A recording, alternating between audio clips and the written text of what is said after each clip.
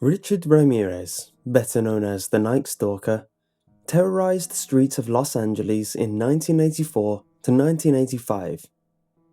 He was not just a serial killer, he was also an avid home invader and rapist. Richard's early life was one of constant tragedy. He was born February 29, 1960, being the youngest of 5 children. Richard's father was a former policeman, and he would work himself into incredible fits of rage. The anger would often be targeted at young Richard. His father would go on to abuse the boy for many years. At an early age, Richard experienced a lot of head trauma, not just from the abuse given to him by his father, but from accidents such as being knocked unconscious from a swing at the park.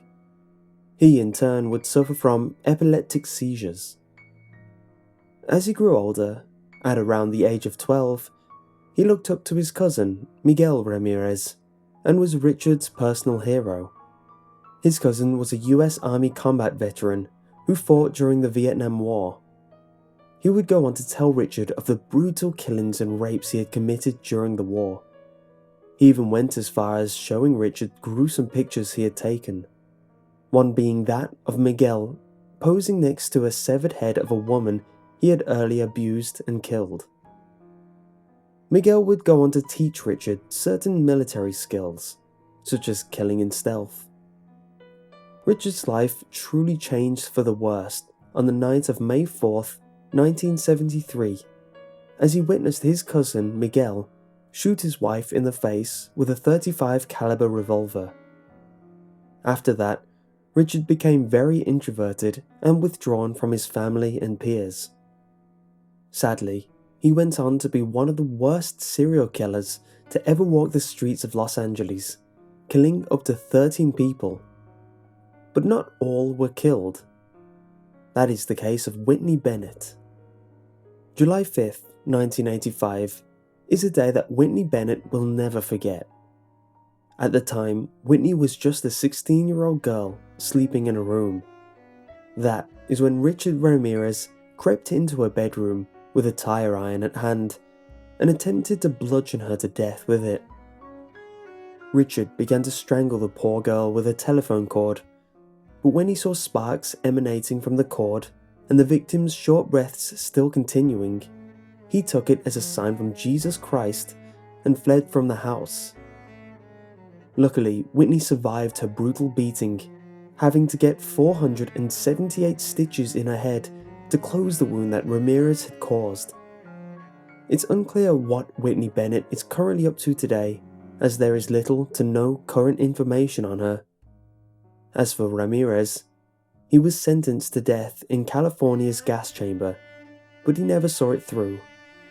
He died on June 7th, 2013, from complications with B-cell lymphoma.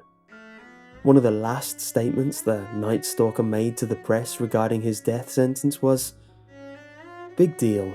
Death always went with the territory. See you in Disneyland."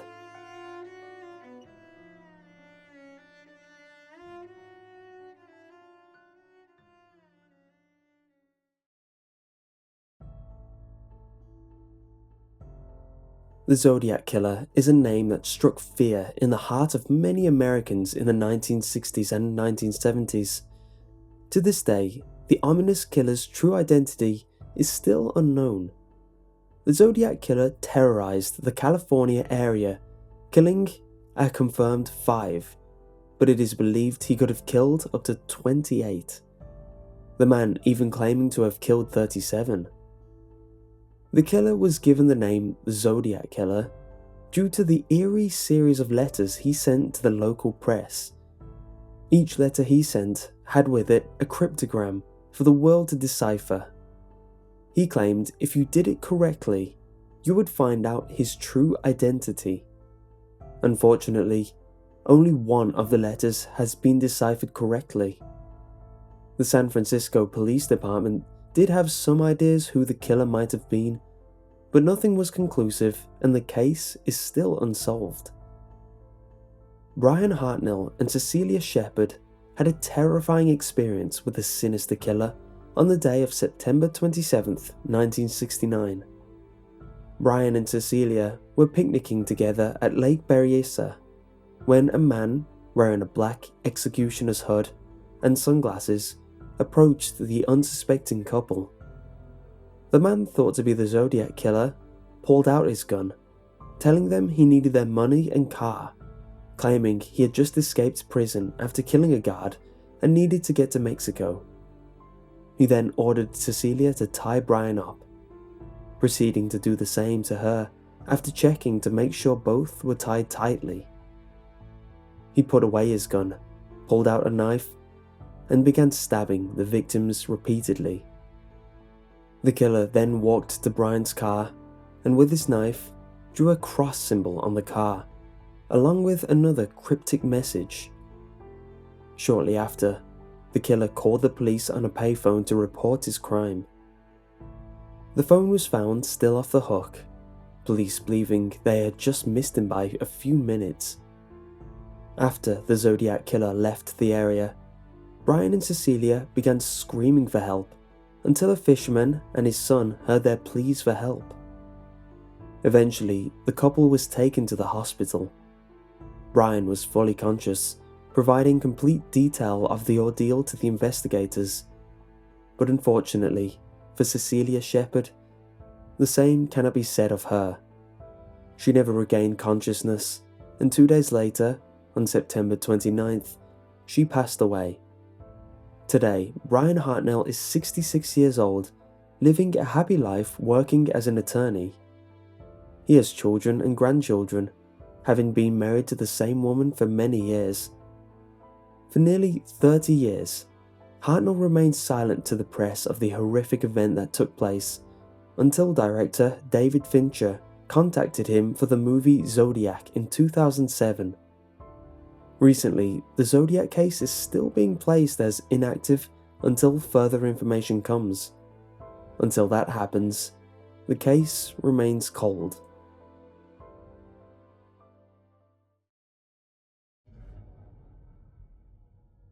Gary Ridgway, better known as the Green River Killer, is one of America's most prolific serial killers, killing up to 48 women in Washington state and even claiming to have killed double that number. The name Green River Killer was given to him after his first 5 victims' bodies were found in the Green River. In Seattle in 1982, a telemarketer, Rebecca Gard, had just gotten off work and was waiting for her bus to take her home. She eventually grew tired of waiting and decided to hitchhike home. A man in a Dodge pickup truck swiftly pulled up and offered her a ride, one that she would later come to regret. After getting in the car, she soon became cautious of the eerie situation and asked to see some ID from the man. Happily, he pulled out his ID, proving that his name was Gary Ridgway. After some time, she offered to perform sexual acts on the man for $20, which she later planned on buying drugs with it. He agreed to her offer and parked near the woods next to a trailer park for some privacy. Gary then led Rebecca into the woods until coming up from behind her, attempting to strangle her to death. Luckily for her, she fought him off and threw him into a nearby tree, completely stunning the violent man. She quickly ran to a nearby trailer and banged on their door, screaming for help while Gary was gaining enough composure to quickly flee the scene.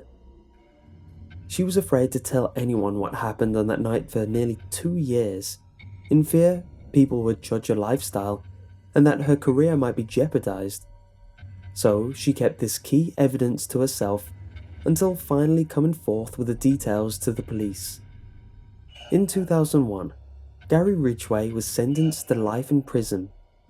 As for Rebecca Gard, there is little to no information on what she is currently doing today. Rebecca is believed to be the Green River Killer's only surviving victim.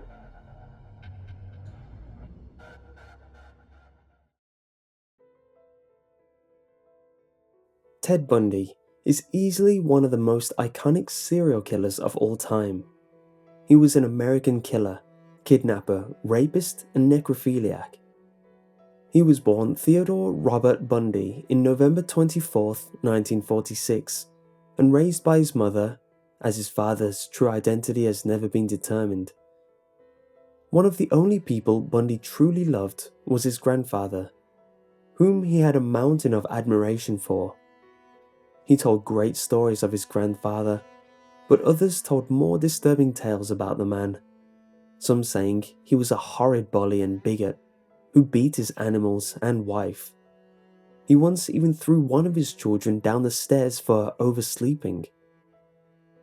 Bundy became an active serial killer between the years of 1974 and 1978. Bundy would later go on to confess killing 30 women in 7 different states. However, the true victim count is believed to be much higher. What sets Bundy different than other serial killers was his charismatic personality and his handsome looks.